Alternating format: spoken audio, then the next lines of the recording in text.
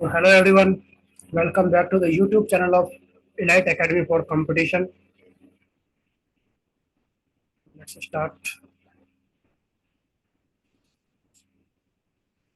Yes, I hope the slides are visible to all. Second.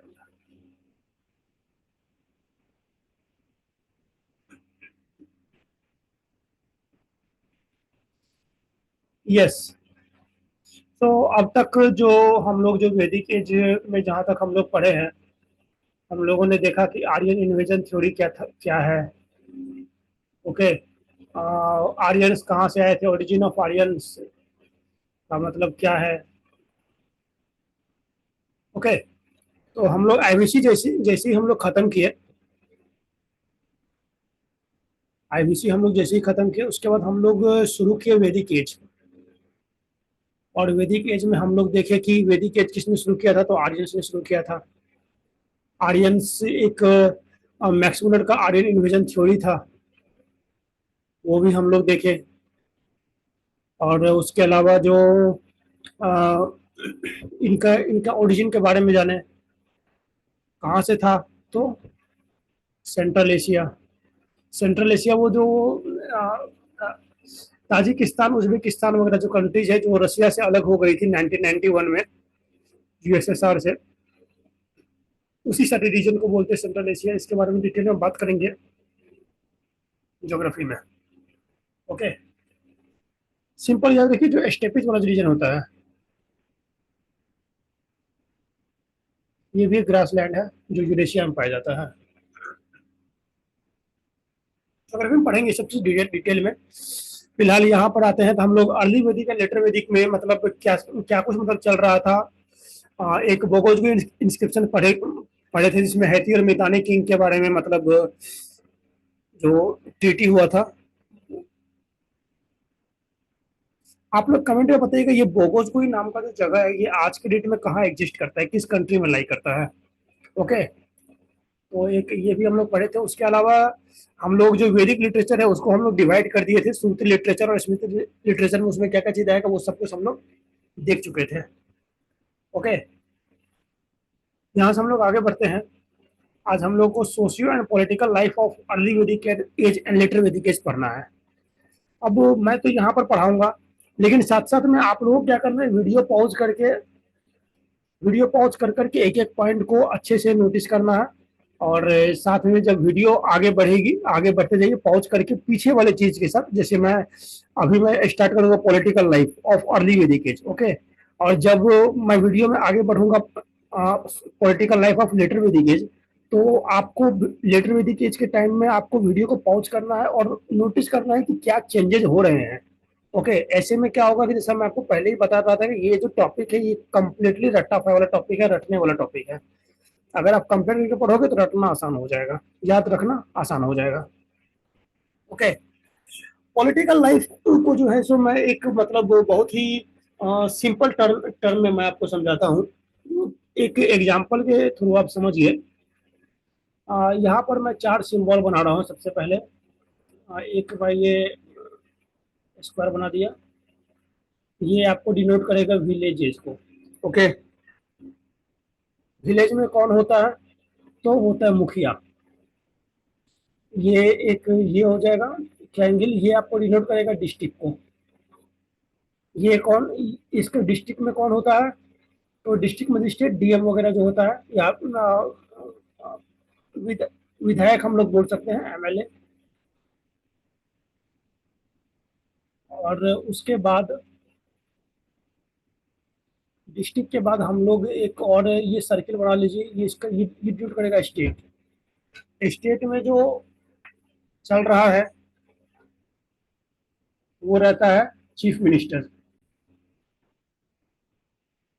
Okay, तो state में क्या होता है, अपना चीफ मिनिस्टर। और स्टेट के बाद हम लोग एक और फिगर कोई मतलब बना लेते हैं। सपोज कौन सा फिगर बना है, चलो स्टार बना देता हूँ। Okay, this denotes country, that is PM. तो पॉलिटिकल स्ट्रक्चर जो है ना वो एकदम ग्रास रूट लेवल से जैसे हम इंडिया में कुछ स्टार्टिंग में कुछ विलेजेस हैं। ओके, वो सारे के सारे विलेज आपस में कंबाइन कर गए, और ये कंबाइन करके क्या बना दिया आप लोगों को, डिस्ट्रिक्ट। ओके, एक डिस्ट्रिक्ट बन गया, और मल्टीपल डिस्ट्रिक्ट जब यहाँ पर कंबाइन कर गया तो वो क्या बन गया, हम लोगों का स्टेट। और ढेर सारा स्टेट जब वो कंबाइन कर गया तो हम लोग का क्या बन गया, एक कंट्री। तो उसी टाइप से है, स्टाइल समझिए इसको। ओके, तो इसी टाइप से है कि ग्रास रूट लेवल पे क्या है इंडिया में, विलेज पंचायत। तो उसी तरह से यहाँ पर जो है, ये देखिए, बेसिक जो स्ट्रक्चर है, पॉलिटिकल स्ट्रक्चर, वो क्या है, फैमिली यानी कि कुल। और इसको हेड कौन करता था, कुलपति या गृहपति बोलिए या कुलूप बोलिए, तीनों एक ही आदमी का नाम है, कुलपति, गृह या कुलूप। अब उसी तरह से बहुत सारे फैमिली, सपोज कि ये एक जो सर्किल है ये फैमिली को डिनोट कर रहा है, तो उसी तरह से बहुत सारे फैमिली एक जगह जमा हो गए, तो ये क्या बन गए, ग्राम यानी कि विलेज, गांव। और इसको हेड कौन करता था, तो ग्रामीणी, ग्रामीण नाम का आदमी था जो ग्राम को हेड करता था। अब बहुत सारे ग्राम जो है सो एक जगह इकट्ठा हो गए, तो वो क्या बना दिए, विश। वो क्या बना दिए, विश या क्लैन, या फिर उसी को बोलते हैं डिस्ट्रिक्ट। विलेज नहीं होगा, हाँ sorry sorry, group of village, group of लिखा हुआ है ना, group of village, group of village. तो वो क्या बन गया, क्लैन बन गया। और इसका हेड कौन करता था, विशपति। उसके अलावा आप यहाँ पर देखिए बहुत सारे क्लैन या विश जो है एक जगह इकट्ठा हो गए, तो ये क्या बन गए, जन। क्या है, जन, यानी कि ग्रुप ऑफ विश। इसको हेड कौन करता था, राजन। अब इसको हेड करने था राजन, यानी कि सेंट्रल अथॉरिटी किसके पास था, ये क्या था, ये था सेंट्रल गवर्नमेंट, ये था सेंट्रल गवर्नमेंट। ओके, अब राजन जो होता था, जो राजा होता था, वो हेरिडेटरी नहीं होता था। वो क्या होता था, हेरिडेटरी नहीं होता था, उसका पोजीशन जो है सो हेरिडेटरी नहीं होता। वो क्या होता था, इलेक्टेड होता था, मतलब डेमोक्रेटिक सिस्टम, डेमोक्रेटिक सिस्टम। उसके अलावा देखिए कोई टैक्स वगैरह इम्पोज नहीं किया जाता था राजा के द्वारा, मतलब राजा कोई टैक्स इम्पोज नहीं करता था। ऑल्दो कुछ टैक्सेस हैं जिसके बारे में यहाँ पर हम लोग पढ़ेंगे, लेकिन जो टैक्सेस होते थे ना वो वॉलेंट्री होते थे, मतलब कि जो सिटीजन होते थे या जो कॉमन पीपल जो होते थे वो अपने मतलब अपने स्वेच्छा से जितना हो पाता था उतना टैक्स गवर्नमेंट को या राजा को देते थे। ओके, अब राजा का ड्यूटी क्या होता था, तो राजा का ड्यूटी होता था कैटल को प्रोटेक्ट करना। अब ये जो कैटल को प्रोटेक्ट करना, अब देखिए जो वैदिक पीरियड है, चाहे वो अर्ली वैदिक एज हो या फिर ऋग वैदिक, सॉरी अर्ली वैदिक एज हो या फिर लेटर वैदिक एज हो, लोगों के पास प्रॉपर्टी के नाम पे सिर्फ और सिर्फ कैटल होता था। तो लोगों के प्रॉपर्टी का रक्षा करना यानी कि लोगों के कैटल का रक्षा करना, ये किसका ड्यूटी था, राजन का। और इसीलिए राजन को क्या बोलते थे, गोपति। यहाँ इसलिए राजन को क्या बोलते थे, गोपति। तो ड्यूटी क्या होता था, कैटल को प्रोटेक्ट करना। कैटल का प्रोटेक्शन को लेकर के वार लड़ना, प्रे करना, भगवान का जो जो मतलब रिचुअल्स वगैरह होता है, प्रेयर हो या फिर जो अदर रिचुअल्स हो वो सब करना। और उसके अलावा राजा जो होता था वो ऑनर, लैंड का ऑनर नहीं होता था। ओके, और इसके अलावा जो मतलब हम लोग मीडिएवल पीरियड में जो देखे हैं या फिर early modern, later ancient period में जो देखे हैं, कुछ कुछ रूलर सब आए जो अपने आप को भगवान अवतार बताए। तो ऐसा ही मतलब उस टाइम में कुछ होता नहीं था, उनका कोई मतलब डिवाइन ओरिजिन नहीं होता था। कुछ पॉलिटिकल बॉडीज थी, जैसे समिति, इसका काम था राजा का इलेक्शन कंडक्ट करवाना। आज की डेट में हम लोग इसको कंपेयर कर सकते हैं लोकसभा से। अब सेंट्रल सेंट्रल पे राजा है, लेकिन जो नीचे नीचे के जो मतलब पॉलिटिकल ऑर्गेनाइजेशन हैं उनकी बात को कौन रखेगा, उनका बात को राजा के सामने रखता था सभा, जिसको हम लोग आज की डेट में राज्यसभा से कंपेयर कर सकते थे। इस समिति, सभा, उसके बाद एक विधाता नाम का एक पॉलिटिकल ऑर्गेनाइजेशन होता था, पॉलिटिकल बॉडी होता था, जो एडवाइजरी बॉडी होता था, जो राजा को एडवाइस करता था कि क्या काम करना है, क्या काम नहीं करना है, कोई प्रोजेक्ट है तो किस तरह से उसको कंप्लीट करना है, ये सब कुछ के बारे में राजा को एडवाइस करता था। एडवाइजरी बॉडी होता था विधाता, जिसमें मेन और वुमेन दोनों पार्टिसिपेट करते थे। और जो रेस्ट जो बच गए वो किसमें होते थे, गण। गण नाम का एक पॉलिटिकल बॉडी होता था जिसमें अदर जो मेंबर्स वगैरह वगैरह बच गए वो उसमें होते थे। वुमेन जो है ना, ये तीनों में बहुत ही मतलब इंपॉर्टेंट रोल प्ले करती थी सारे के सारे पॉलिटिकल बॉडीज में। यहाँ तक कि उनका एक इंपॉर्टेंट रोल होता था राजा के इलेक्शन में भी। ओके। और जो कुछ टैक्सेस वहां पर देखने को मिले हैं, एक ये बलि नाम का टैक्स है, जो मतलब विष जो है, विष क्लैन, वो जैसे क्या बोलते राजन के लिए लेकर के आता था। और वो क्या होता था, वॉलंटरी ऑफरिंग होता था, मतलब कि पब्लिक जो है सो अपने अकॉर्डिंग जितना मतलब हो पाता था, अपने अपने अकॉर्डिंग टैक्स पे कर देता था, अपने अपने अकॉर्डिंग देता था। और मतलब कोई मतलब वहां पर भाईगिरी नहीं होता था, जो फिल्मों हम लोग देखते हैं हफ्ता वसूलने के लिए जो भाई वगैरह होते हैं, वो सब कोई कोई भाईगिरी यहाँ पर नहीं होता था। उसके बाद ये एक भागा नाम का टैक्स होता था। देखिए, कोई भी स्टेट को या कंट्री को रन करने के लिए अब ऐसे ही रन नहीं करेगा, हवा में देश नहीं चलती है। हम लोग कुछ भी करें, किसी ना किसी तरीके से डायरेक्ट और इनडायरेक्ट टैक्स हम लोग पे करते हैं गवर्नमेंट को। उसी तरह से जो सिटीजन और राजन के बीच में जो मतलब शेयर जो होता था, उसका डिस्ट्रीब्यूशन होता था शेयर्स का। ओके। और उसी को हम लोग भाग बोलते हैं। डिस्ट्रीब्यूशन मतलब जो भी मतलब अर्निंग होता था किसी भी आदमी का, या फिर अनाज वगैरह हुआ खेती में, तो उसी को लेकर के मतलब डिस्ट्रीब्यूशन होता था, जिसको भाग बोलते थे। और डिस्ट्रीब्यूशन होता था राजन और नॉर्मल जो सिटीजन होते हैं उनके बीच। उसके बाद शुक्ल नाम का एक जो वो होता है मेजरमेंट ऑफ वैल्यूज, कि मतलब कितना देना देना है, तो उसको मतलब मेजरमेंट करने के लिए ये टर्म यूज किया गया ऋग्वेद में, शुक्ल। ओके। नेक्स्ट आगे बढ़ते हैं। जहां तक सोसाइटी का हम लोग देखें तो सोसाइटी मेनली दो ग्रुप में बटी हुई थी, राजाज और प्रीस्ट, यानी कि ब्राह्मण। इसको हम लोग पुरोहित भी बोलते हैं, पुरोहित। ओके। अब राजा जो है सो क्या बोलते हैं, किंग की तरह नहीं होता था, मतलब उसके पास कोई कैपिटल आर्मी नहीं होता था, कैपिटल नहीं होता था, सिटीज नहीं होता था, आर्मी वगैरह इसके पास नहीं होता था। और पहले ही मैं आपको बता चुका हूँ कि वो टैक्स वगैरह इम्पोज नहीं करता था। ओके। और जहां तक सोशल स्ट्रक्चर में आते हैं, तो जो सोसाइटी में जो वर्ण सिस्टम होता था, आज के डेट में भी है, उस टाइम का जो वर्ण सिस्टम था वो क्या था, बर्थ बेसिस पे था, ऑन द बेसिस ऑफ कर्म। बर्थ बेसिस पर ही बाद में लेटर वैदिक पीरियड में हो गया। ऑन द बेसिस ऑफ कर्म होता था सोशल स्ट्रक्चर। तो यहाँ पर अब तो सबसे टॉप में क्या होता था, ब्राह्मण। इसका काम क्या होता था, इसका काम होता था पूजा पाठ कराना, जो रिचुअल्स वगैरह होता था उस वो कंडक्ट करता था। और उसके अलावा जो टीचिंग्स वगैरह का जो काम होता था वो भी ये करता था। क्षत्रिय का काम क्या होता था, एडमिनिस्ट्रेशन को संभालना, यानी कि रूल करना।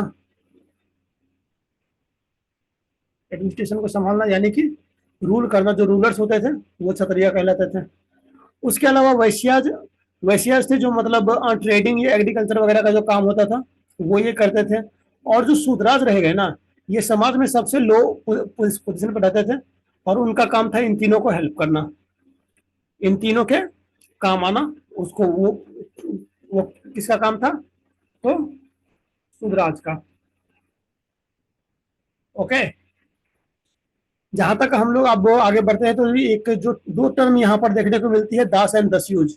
ओके। तो बहुत कोई मतलब जैसा बहुत बहुत किसी स्टूडेंट्स का मानना है कि ये स्लेव होते थे, बट जनरली ये स्लेव ही मतलब माने जाते हैं। लेकिन एक्चुअली में ये होते क्या थे कि ये मतलब नॉन आर्यंस होते थे, नॉन आर्यंस, जो मतलब इनकी इनकी कम्युनिटी से नहीं होते थे। बहुत बहुत किसी हिस्टोरियन का ये भी मानना है कि जो आर्यंस जो मतलब अटैक किए थे इंडस वैली सिविलाइजेशन के लोगों पर, तो वहां पर अटैक करने के बाद जो वहां के जो मतलब लोग वगैरह रह गए, उनको दास एंड दस्यु बोला गया।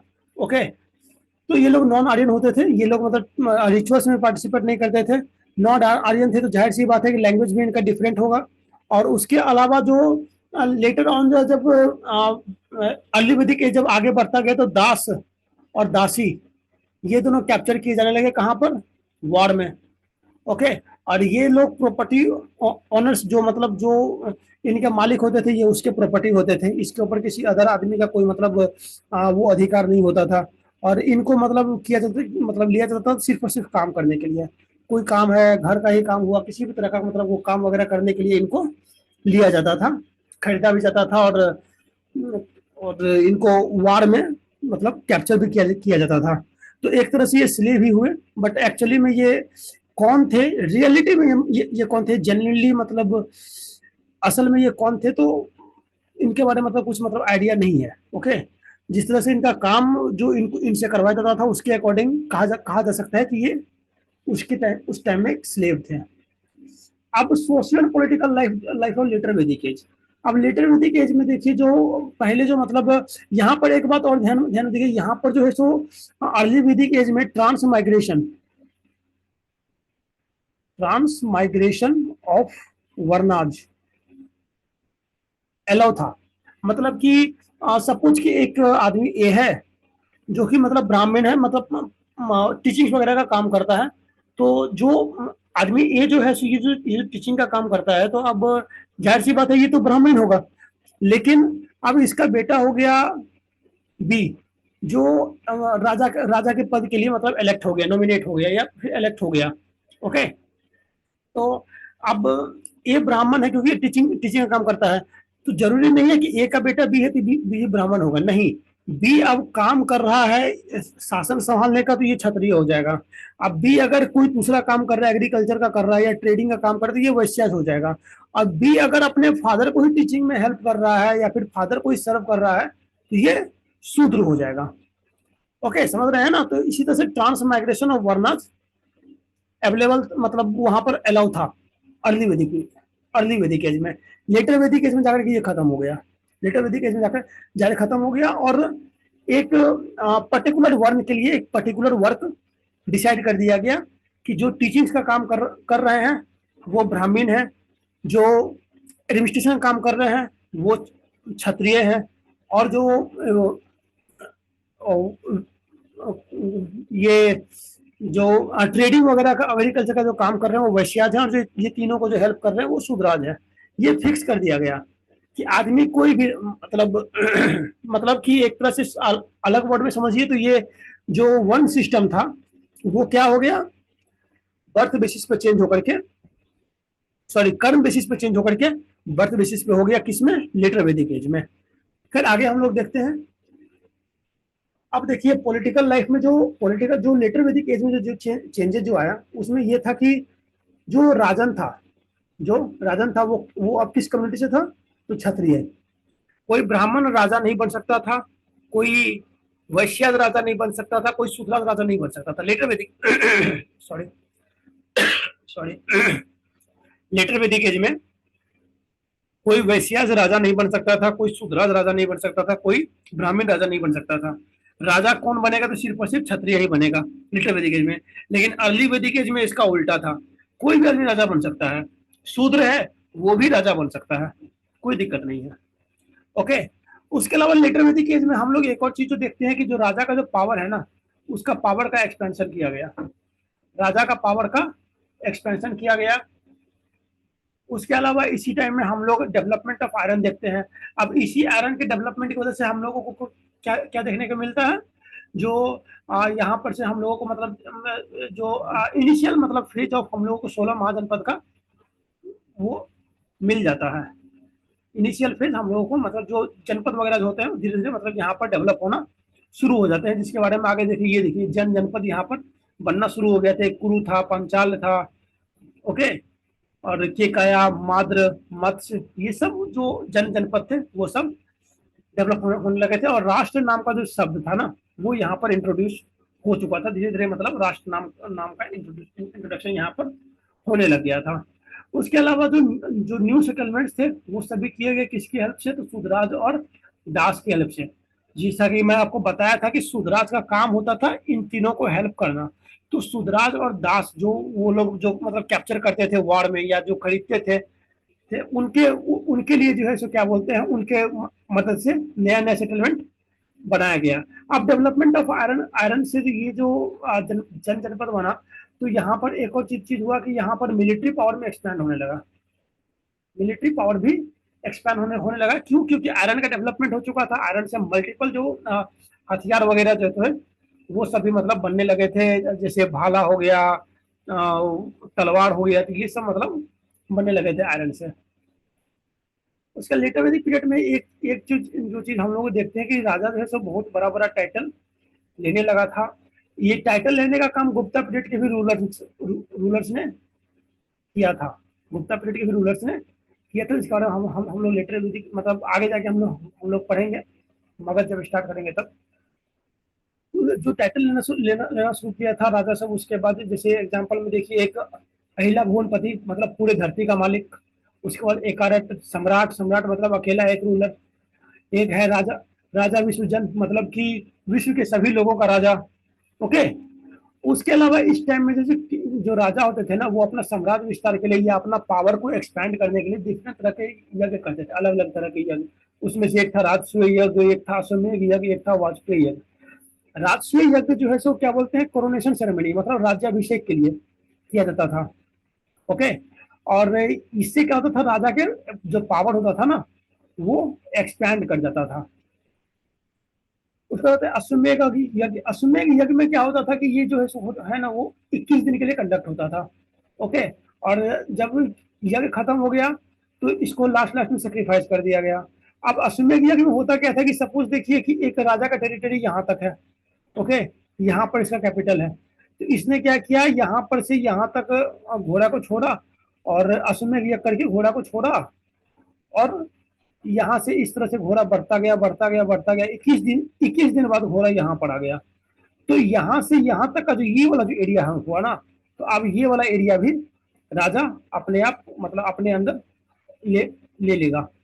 ये वाला एरिया भी अब उसी राजा का हो गया, और 21 दिन के बाद घोड़ा को सेक्रीफाइस कर दिया जाता था, यानी कि भगवान को ऑफर कर दिया जाता था as a offering to god. Okay.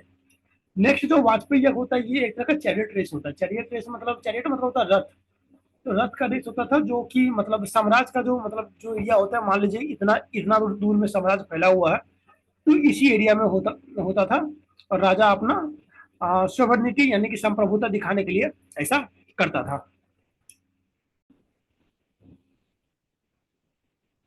तो अब जो राजसूय यज्ञ में जो या राजसूय यज्ञ जो होता था वो भी मतलब 3 तरह का होता था।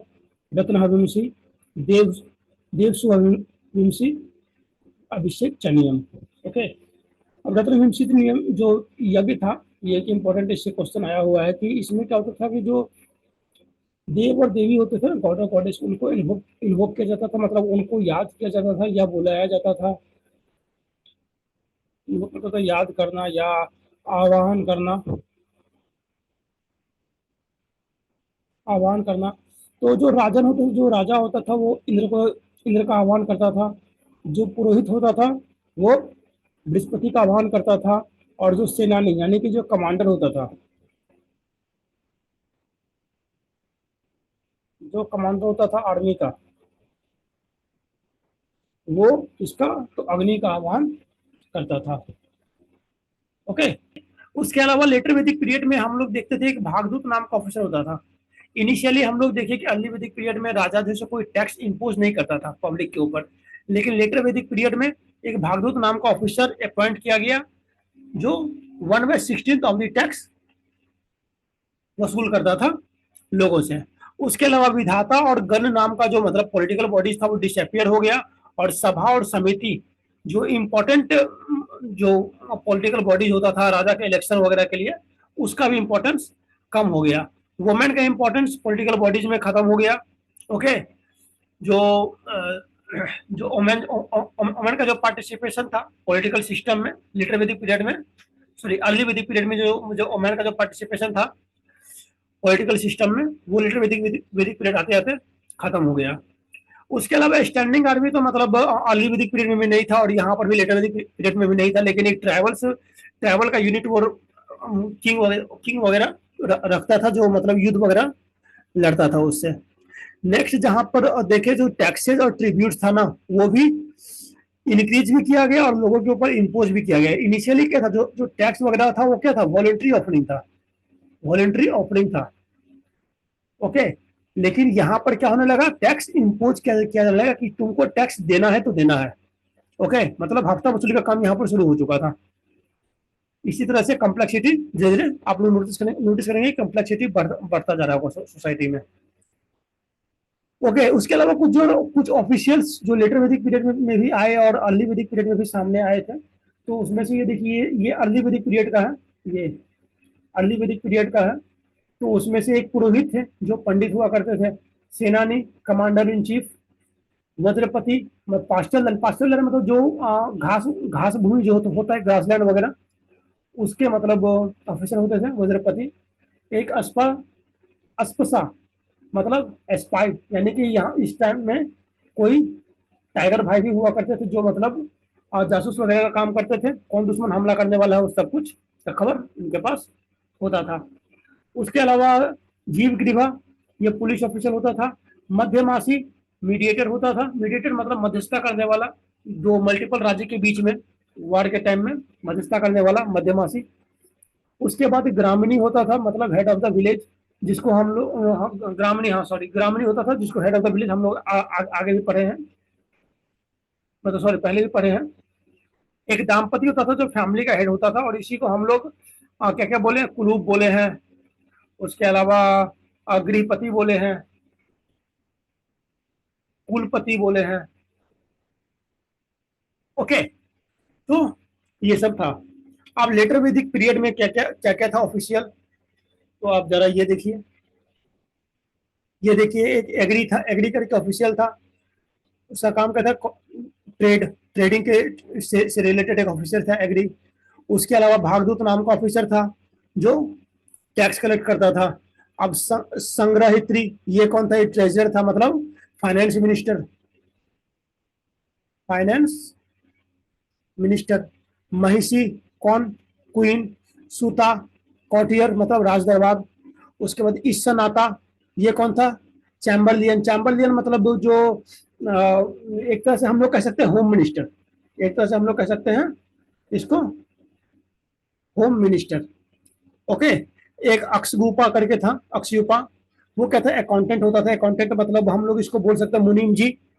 ओके, मतलब अकाउंट का मतलब देखभाल करना, हिस्सा बारी रखना। वो एक तक्षण करके है, ये वाला क्वेश्चन पूछा गया है मल्टीपल एग्जाम में कि लेटर वैदिक वैदिक पीरियड में तक्षण कौन हुआ करता था, तो ये कारपेंटर होता था। और जो रथ वगैरह बनता था, चैरियट चैरियट वगैरह जो बनता था वाजपेयी जगह के लिए, वो बनाने का काम इसका था। उसके बाद रथकारा, चैरियट वगैरह, सॉरी सॉरी, रथ वगैरह बनाने का काम, रथ वगैरह बनाने का काम रथकारा का था। तक्षण वगैरह कारपेंटर था, लेकिन वो अलग काम वगैरह करता था। रथ वगैरह बनाने के लिए रथकारा नाम से एक अलग ऑफिसर था। उसके बाद पालगला, पालगला कौन था, तो मैसेंजर, मतलब संदेश पहुंचाने वाला। सपोज कि यहाँ पर आए कि ये सीमा है, सीमा के पास वो क्या बोलते हैं, वो रहता है, क्या बोलते हैं, मतलब मान लो अपना किला तिला बनाया हुआ है, अब यहाँ पर मतलब कुछ दुश्मन सब अटैक किया, तो यहाँ पर से अब संदेश भेजना है किसको, राजा को, जो यहाँ पर कैपिटल महल में अपना, मतलब महल तो नहीं होता था लेकिन कैपिटल में अपना बैठा हुआ है, राजधानी में। तो ये मैसेज यहाँ तक पहुंचाने का काम किसका था, पालगला का, जो मैसेंजर होता था। तो ये सारे सारे ऑफिशियल थे किसके, लेटर वैदिक पीरियड के। तो इसको यहाँ पर अब जो है सो सोसाइटी जो है ना, वो लेटर वैदिक पीरियड का वो मैं यहाँ पर छोड़ दिया हूँ, क्योंकि उसको आपको अंडरस्टैंडिंग पे लिखना है। मैं यहाँ पर मोटा मोटी बता देता हूँ सोसाइटी में क्या था। सोसाइटी में जनरली जो आपके लेटर वैदिक पीरियड में जो ज्यादा कुछ चेंज मतलब है नहीं देखने के लिए, मैं स्लाइड ऐड कर दूंगा, मैं छोड़ा नहीं हूँ बल्कि मिस हो गया है। तो सोसाइटी में यहाँ पर लेटर वैदिक पीरियड में एक चेंज क्या हुआ कि जैसे इनिशियली हम लोग देखते हैं कि सोसाइटी में जो ये सोशल स्ट्रक्चर था वो वन कर्म बेसिस पे था अर्ली वैदिक पीरियड में। लेटर वैदिक पीरियड में ये कर्म बेसिस पर नहीं होगा, क्या हो गया, बर्थ बेसिस पे। ओके, लेटर वैदिक पीरियड में अब इनिशियली जो है सो जो ये जो मतलब ट्रांस माइग्रेशन और वर्नास जो मैं आपको बता रहा था कि राजा का बेटा ही राजा नहीं बनेगा, ऐसा सिस्टम था वहां पे अर्ली वैदिक पीरियड में। तो ट्रांस माइग्रेशन और वर्नास बंद हो गया और राजा का बेटा ही राजा बनेगा, जो क्षत्रिय समूह से है वही राजा बनेगा। पहले वैश्य भी राजा बन जाता था, लेकिन अब क्या हो गया लेटर वैदिक पीरियड में, ये देखिए राजन जो है वो क्या हो गया, क्षत्रिय हो गया। तो यहाँ पर पॉलिटिकल लाइफ लिटर वैदिक पीरियड में, यहाँ पर मैं पॉलिटिकल लाइफ और सोशल लाइफ दोनों को मैं मिक्स कर दिया हूँ, तो आप लोगों को उसमें से देखना होगा। ओके, तो ट्रांसमाइग्रेशन और वर्नाज खत्म हो गया। उसके अलावा जो आ, ये एक, जैसे यहाँ पर मैं आपको बताया कि शूद्राज भी यहाँ पर क्या बोलते हैं राजन बन सकता था अर्ली वैदिक पीरियड में, लेकिन लेटर वैदिक वैदिक पीरियड में सबके लिए एक, हर एक वर्ण के लिए एक फिक्स मतलब वो फिक्स मतलब वो तय कर दिया गया समुदाय, मतलब हर एक वर्ण के लिए एक फिक्स काम तय कर दिया गया कि जो ब्राह्मण है वो सिर्फ और सिर्फ रिचुअल्स कराएगा या टीचिंग्स का काम कराएगा और कुछ नहीं कराएगा। ओके, या जो रिचुअल और टीचिंग कराएगा वो ब्राह्मण कहलाएगा। इसके अलावा ब्राह्मण जो वो कोई काम नहीं करेगा। तो जो मतलब जो मोटा मोटे यही है कि बर्थ बेसिस पर जो था, जो सॉरी जो कर्म बेसिस पर जो मतलब सोशल स्ट्रक्चर जो था अर्ली वैदिक पीरियड का, वो चेंज होकर के क्या हो गया बर्थ बेसिस पर। और उसके अलावा जो ट्रांसमाइग्रेशन और वर्नाज खत्म हो गया। उसके अलावा मेजर चेंजेस ये देखने को मिला कि वुमेन का जो मतलब रोल था सोसाइटी में वो डिक्लाइन कर गया। वुमेन का जो रोल था सोसाइटी में वो क्या हो गया, डिक्लाइन कर गया। तो इस तरह का कुछ मेजर चेंजेस यहाँ पर देखने को मिला था। मैं अलग से एक स्लाइड ऐड करके उसको मैं दिखा दूंगा। मैं यहाँ पर अभी मैं मिस कर गया हूँ, मुझे मतलब मिस हो गया, कैसे हो गया पता नहीं। मैं अलग से एक स्लाइड यहाँ पर एक ऐड करके यहीं कहीं पर ऐड करके मैं पीडीएफ में ऐड कर दूंगा और टेलीग्राम चैनल पे वो अब अपडेट कर दूंगा। ओके, अब जैसे लेटर वैदिक पीरियड में आप लोगों ने देखा कि मतलब किस तरह से राजा का अपना पावर बढ़ा, और जो सोसाइटी में जो एक जो होता है कम्प्लेक्सिटी वो इंक्रीज कर गया। सोसाइटी में कम्प्लेक्सिटी इंक्रीज कर गया। जो तमाम बुराइयां थी, कुरीतियां थी, दहेज प्रथा, सती प्रथा वगैरह, ये सब मतलब अब इंट्रोड्यूस होने लगा, बहुविवाह होने लगा। पहले लोग एक शादियां करते थे, अब मल्टीपल शादियां होने लगा। तो जो कम्प्लेक्सिटी था वो बढ़ गया, और इसी कारण से इसी चीज का अपोज करने के लिए एक हेट्रोडॉक्स सेक्ट यहाँ पर इंक्रीज हुआ। मतलब यहाँ पर जो है एक हेट्रोडॉक्स सेक्ट जो है वो क्या हुआ, वो इवॉल्व हुआ। ओके, और हेट्रोडॉक्स सेक्ट क्या होता है कि ये वो सेक्ट होता है जो क्या बोलते हैं उसको, ये वो सेक्ट होता है जो वैदिक वैदिक कल्चर में यकीन नहीं मानता है, मतलब वैदिक कल्चर को नहीं मानता है, स्पेशली जो लिटर वैदिक कल्चर जो है उसमें बिलीव नहीं करता है। ओके, तो ये है हेटेरोडॉक्स सेक्ट। और इसी सेक्ट से जो दो आदमी जो बिलोंग करते थे, जो मतलब इसका विरोध किए थे, इसका वैदिक कल्चर का, स्पेशली लेटर वैदिक कल्चर का जो मतलब अपोज किए थे, एक थे वर्धमान महावीर और एक थे गौतम बुद्धा। ओके, तो ये था जिसको हम लोग बुद्धिज्म जैनिज्म पढ़ेंगे। फिलहाल हम लोग नेक्स्ट क्लास में आगे बढ़ेंगे, और जो इकोनॉमिक कंडीशंस है अर्ली वैदिक पीरियड और लेटर वैदिक पीरियड दोनों को हम लोग पढ़ेंगे, और इंडस्ट्रीज और ट्रेड वगैरह को हम लोग वहां पर देखेंगे। ओके, तो आज के क्लास को यहीं पर वाइंड अप करते हैं। That's all for today. Thank you so much. Have a good day.